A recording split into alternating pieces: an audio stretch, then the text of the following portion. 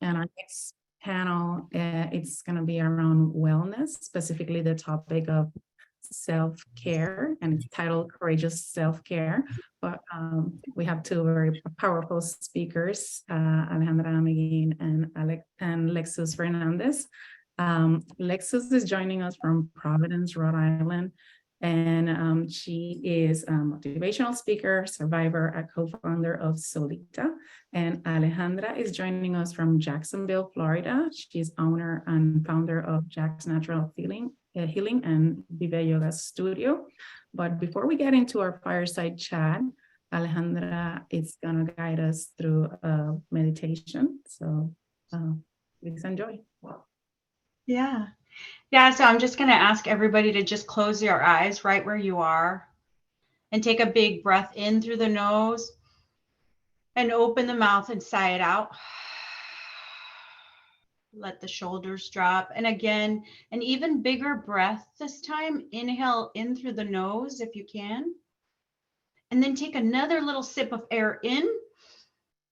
And then exhale, sighing it out. Let the shoulders drop. Maybe just keep the eyes closed. Feel how it feels to be in your body right now. How it feels to be you. You know, Perla talked about who are you? And so once you discover who you are, what does that feel like? Are you at peace? Or is there some anxiety troubling you? Is there tension somewhere in the body because you're not at peace with who you are?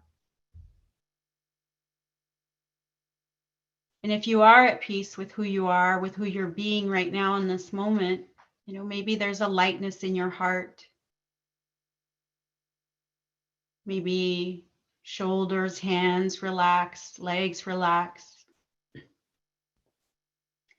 And as women, we tend to hold a lot of tension in our hips, in our low back, in our mid back. It's some of our strongest points in the body. And because it is some of the strongest points of the body, we carry a lot there. Motherhood, the burdens of a career, the pressure of having to do better than everybody else, all of the things that we silence as perhaps immigrants or immigrant backgrounds. Sometimes even the cultural dysfunctions, we carry all of that in the body. So just take a moment to see if body is at peace.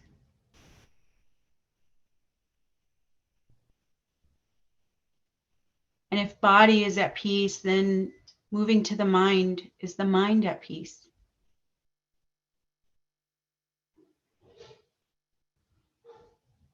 Are we full of resentment, of guilt, of shame, maybe even of this anxiety to outperform someone else? What is that self-talk that's happening in the mind? Is it from a level of victimhood? Or is it above the line, a pioneer of success, of winning? What are the conversations you're having with yourself, about who you are, and about what it feels to be who you are?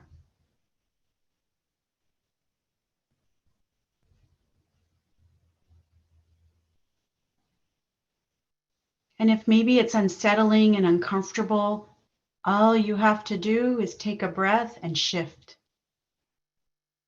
Choose something different. Choose to be inspired by the speakers that have spoken tonight. Choose to be open. Choose to learn. Choose to shift so that you can choose yourself.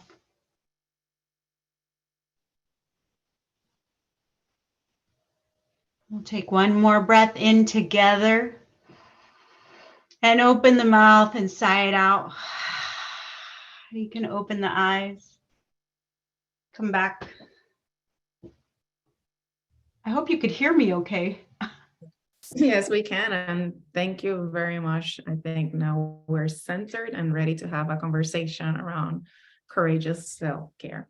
So before we go, I think it will be beneficial if you can share with us a little bit more around each of you, right? Your story, how did you, what influenced you to work in wellness, to a career in wellness? So we'll start with you, Alexis. That's okay.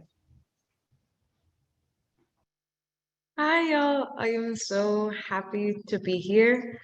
Don't mind my eyes looking this way. This is where my camera is. So my name is Lexis, and I am a co-founder of Solita. I'm actually in Solita right now. We have a storefront in Providence.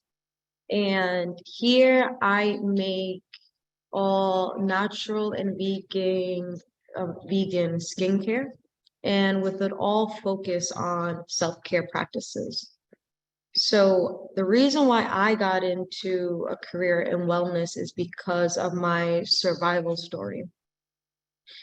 And I just turned 25 last month, but as soon as I turned 20, I randomly, without any type of awareness, I had a ruptured brain aneurysm.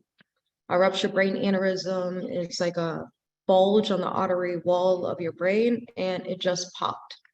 Nobody in my family has ever had an aneurysm, and it happened on the left side of my brain. So instantly, as soon as it popped, I was actually working and I could not speak English.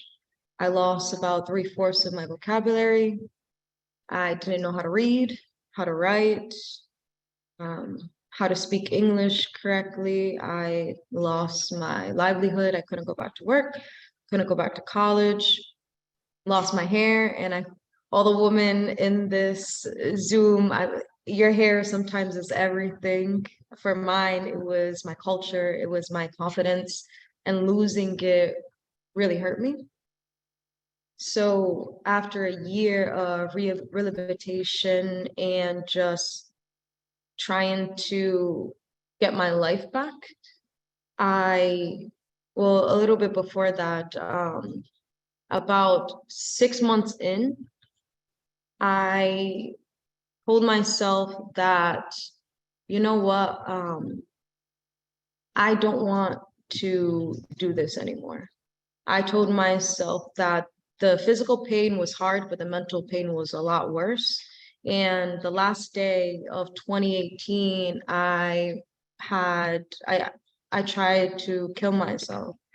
And the moment that I woke up, I told myself, if a ruptured brain aneurysm couldn't kill me, and if I can't kill myself, then I'm supposed to be alive. So at that point in my life, my main focus was to focus on self-care and healing myself. No doctor could do it, no boyfriend could do it, my family couldn't do it, no friend, no nurse, no therapist, nobody could do it but me. And at that moment, I had a lot of time, and spending months in the hospital, my skin became very sensitive, and I was filled with scars from the top of my body to the bottom, from the top of my head to the bottom of my feet. So I started learning English again by getting herbalism, aromatherapy, natural remedy books, and I started making skincare products for myself. Each of these products I spent making it and used it to give my confidence back. And I see that we live in such a detrimental, we live such a digital world that's detrimental to self-esteem. So here with Solita, I wanted to envision a world where humanity is rooted in self-love, acceptance, appreciation of ourselves, each other, and environment. We put our efforts in to restore, expand, and reserve natural beauty while working on just restoring humans' connection to their inner beauty. So I needed to hit rock bottom in order to change my pain into my purpose. And in order to that, I needed to focus on my wellness. So that's a little bit about how I got to where I am right now. Thanks for sharing, Lexus. How about you, Alejandra? How did you get into a career in wellness? Yeah, it's sort of the same. I had some medical issues. I had my heart stopped at 40 years old. Luckily, I was working in the hospital. I'm a respiratory therapist at the time. And so I was able to get immediate help. My heart had stopped, but that even wasn't really the real reason of why I got into wellness. I just was miserable. I was miserable. I was a miserable person. I had been married 3 times and divorced. I had 2 children, 2 daughters that are amazing. And I just felt like so disconnected from them, from what love was, from what acceptance was, from what true happiness could offer. And I thought, well, maybe I've had a rough childhood. I came in as an immigrant, poverty, all these horrible experiences. And I thought, this is the card I've been dealt. So this is how I'm supposed to live my life, until somebody, and that was my daughter, invited me to a yoga class. And I was like, okay, well, I'll go. Like, well, what harm could it cause? And that first class, I was a different person after that first class. And I realized that I didn't have to heal from my medical conditions. What I had to heal was all of the trauma, all of the wounds, all of the stories, my past, my whole life. I had to heal from all of the emotional scars that my body was holding on to. So that's how I got into the wellness industry, was through yoga, and then eventually kind of exploring holistic therapies, which is how our business kind of came to be. It's not just the yoga, but also the holistic side. And as well, when I was taking these yoga classes, I'd kind of look around and I'd say, well, where's all the brown people? Why are brown people not in these yoga studios taking classes, and why aren't there more brown and black teachers? And so I then went on to become a yoga teacher, and then went on to open a studio. I'm the first Latina in Northeast Florida to open, I think first woman of color actually in Northeast Florida to open a yoga studio. So yeah, breaking barriers and stigmas to kind of pave the way for more of us to be in those yoga classes. And so now, it has happened. 78% of our members are Black and brown first timers to yoga, exploring the world of holistic medicine, holistic therapies, and really taking accountability for our own well-being. So that's kind of me in a nutshell. Thank you very much. So, Lexus, this question is for you. Women are many times the caregivers in our society, equates to more responsibility, right? And ultimately more stress. Can you speak to this disparity between men and women and what effects it takes on wellness? Oh, yeah. So I would say many women deal with emotional and mental stress with dependent family members, physical strain, social isolation because they feel like they have limited time for socializing, financial implications when many women take a break from their careers for caregiving. So balancing multiple roles and responsibilities can lead to feeling overwhelmed and exhaustion, which is all detrimental to wellness. So I think addressing the disparity in caregiving responsibilities requires a multifaceted approach. So like promoting gender equality, uh, shared caregiving responsibilities between partners, supportive workplaces, providing accessible and affordable caregiving resources, and even support services can help. And yes, we do go through more stress, but we also have to think about the men, in a way, think about how they are brought up. You know, they're socialized to not cry. They are socialized to don't, when it comes to feelings, you have to hide them. And that could be detrimental to their upbringing, their being an adult, if they're trying to find love. So I would say all of the things that I mentioned I think that approach could definitely help. Thank you very much. So Alejandra, what is an advice that you have or a request for our audience in order to be more mindful about physical, emotional, and mental wellness? Yeah, advice. So I would say, first of all, let's get real about the obstacles that are in the way to even be more centered and connected to our well-beings, and making it a priority, because I think for a lot of us, it's not even something that we think about on a day-to-day. It's not a priority. We don't really put it at the top of our list of I've got to do something today for my mental health and my well-being. So putting it at the top as a priority, and also removing obstacles that are in the way. So if, you're coming home to, 3 kids, a husband who's waiting for, food on the table after you've worked a long day, there's a conversation that needs to happen there, and say, hey, this is what I need for my well-being, for my longevity, for my resilience, for my progress. And this is what I need from you guys so that I can be able to have this time for myself, whether that looks like 15 minutes, 30 minutes, an hour. So yeah, two pieces there is to value well-being, to value your mental health, and also to remove any obstacles that are in the way. I'm not saying don't, leave your man or go, none of that, nothing extreme. Just have a conversation. You've got to advocate for yourself, and you've got to say, hey, I'm not doing well right now, and this is what I feel could help me. Could you support me in that? So it's just having those conversations, and I think about the data. Last year, 10 million Latinos reported having a mental health issue, and only 34% of the 10 million got help. And then that percentage even reduced for how many people actually got better. So that means there's 6 million Latinos out there with mental health issues that we know about, that, there's too much stigma around it, that we need to dismantle, so that more of us can go get help. And I always say, when Latinos progress, we all progress, because we all want to take our friends with us to the top. So, but yeah, I answered your question and then gave you more. Excellent. I love that.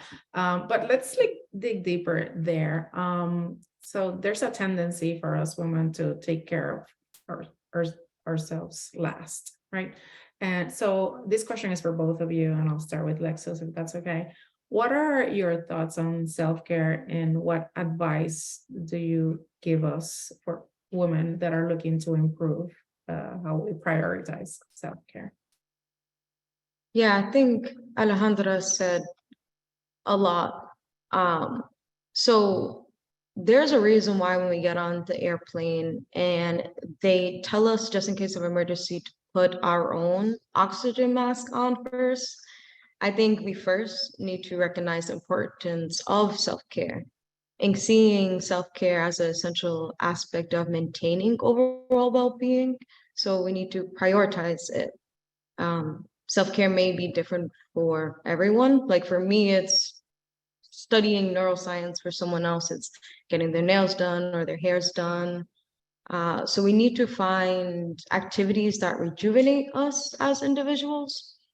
And I think things that have helped me in my personal life are setting boundaries, giving myself grace, asking for help.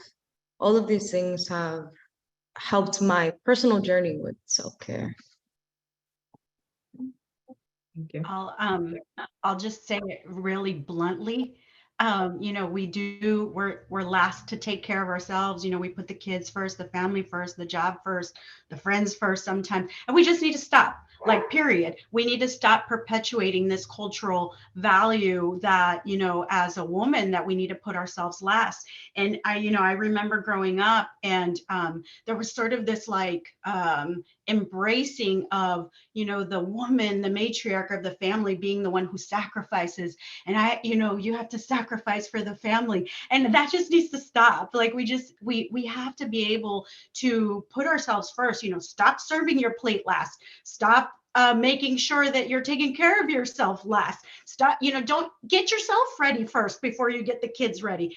Like, put yourself first, and you're going to be much better for it. You'll be a better person, a better parent, a better partner, better, more success and progress in your career if you just put yourself first. Which doesn't mean, we also come from a culture of like, be humble, and lots of Catholic and religious values there too, that we also need to kind of break up with, and also bring to the forefront. Like, why am I like that? Why do we do that?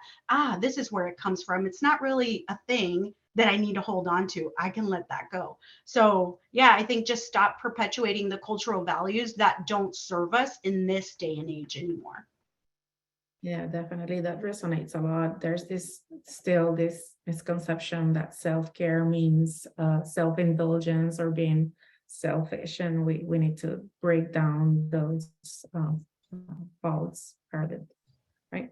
Yeah. Wellness is not a luxury. I say that. It's a necessity. It's a must. Okay. So, Lexus, how do you think that employers can be more mindful or better support wellness of women and all their staff? To be honest, like, that's one of my favorite things, like being a CEO, being an owner of a business, because like I can do whatever I want. And I look at a lot of these organizations, their framework has been built by old white men. So I think the world has changed, and we need more modern day systems. So I think we need more flexible work arrangements where people can balance their work and personal responsibilities. I think paid leave policies that can really support families, that doesn't compromise their financials, and then also their career progression. I also think more equal pay opportunities, wellness programs, mental health support, more communication. Like, even with my team, we have a mental health day where we're not in store, where regularly we would, but we're not. And times like that, just like dedicating time to ourselves. And a couple of things like that, I think are can be like beneficial for everyone. Okay. Thank you very much. Would you like to add something, Alejandra, around that topics, around what can employers do to promote wellness? Yeah, I'm going to say something different than from Lexus said, because with a lot of remote work, the pandemic, we quickly shifted to remote work. But if you look at the data for a Latino household, our families are 44% bigger. We have multi-generational families, groups living in one household. So I think that has actually been a little bit more detrimental to the well-being of Latina women, because 84% of Latina women also, it's a priority. It's one of the top priorities, is to spend time with family. So I think this like remote working and the family values and the importance of family, like, it has crossed boundaries. So there's no longer this like work-life balance. So I think employers need to reopen up the availability to go back to work in office so that you can just like, no, like, families over there at home, I'm over here at work, like I'm right here focused on this. So I think maybe even the option to come back to work would be great. Somebody's clapping. I think maybe somebody feels that. But I think what you're stressing is flexibility, right? Which I think that's a common ground between the advice that you both provided, because sometimes it's like, I would like more flexibility to work from home. And in some instances, people would like more flexibility to go to the office more time as needed. Yeah. Yeah. And Thank of course, you. wellness resources. I think wellness resources are important. I think there was a statistic that I read that 33% of people are more likely to stay with a corporation that offers wellness resources. So, I mean, that's pretty big for a company to be able to retain good employees if all you have to do is offer wellness resources. Yeah, that's true. Okay, so I have one more question that I would like both of you to answer. And it's, what's one thing that you would challenge our audience today to improve, to help them improve their wellness? So you can share any best practice or something that you think works for you. Want to go first, Lexus? Yeah. So like what was mentioned, self-care is not a luxury. It's essential part of maintaining your well-being. So I want to challenge y'all to disconnect from technology. Give yourself some timeouts to focus on being educated instead of being entertained. Decolonize your mind, question everything that you have been taught, because we are socialized from the moment that we are born, good things and bad things. And like I said in the beginning of my story, I don't want you, like me, to hit rock bottom in order to change your life. You can change your life at any moment. So those are just a couple of things that I hope y'all can implement in your life. Thank you very much. Go ahead. Yeah, so I think, yeah, like Lexus just said, recognize the importance of self-care, of looking after yourself. There's a saying that Oprah says. She says, listen to the whisper before you have to listen to the roar. So meaning, listen to that little voice telling you, hey, you're tired, you need some sleep before you have to listen and answer to the bigger problem. So something that works for me that's very like tangible and easy is I have a 6-minute routine in the morning. So before I pick up my phone, before I check emails, before I check my calendar, I have just 6 minutes, because sometimes 10 minutes feels like a lot and 5 minutes doesn't feel like enough. So that's why I picked 6. But but I spend 6 minutes, and sometimes in those 6 minutes, I'm just sitting quietly doing nothing. I get out of bed though. I don't stay in bed. I get out of bed. I have a chair that sits right by a bedroom window, and sometimes I just go sit in that chair for 6 minutes. Sometimes I journal for 6 minutes, maybe on a dream that I had. Sometimes I'll do a meditation, a really quick, meditation, or just breathe or stretch. But just something small, something that doesn't feel like, oh, now I got to do this other thing, to be my best self, my better person. Start small. Start really small, something that's tangible, something that's accessible. Don't even leave your room. Stay those 6 minutes inside, because once you step out of the room, you're available to everybody. So stay in the room for 6 minutes. Yeah, and that would be my recommendation, because you got to recognize the impact that just giving yourself that little bit of time will have on others, on your family, on your day, and everybody that you come across. Thank you very much. So I want to thank Lexus and Alejandra, our two wonderful speakers, to our audience. I hope that you have meaningful takeaways and are inspired to commit to your wellness and practice self-care courageously. Again, thank you very much.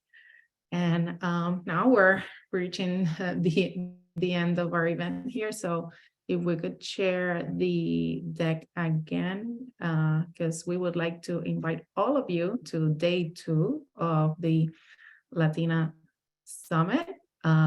Tomorrow we will be in person in Boston in the offices of our sponsor, State Street.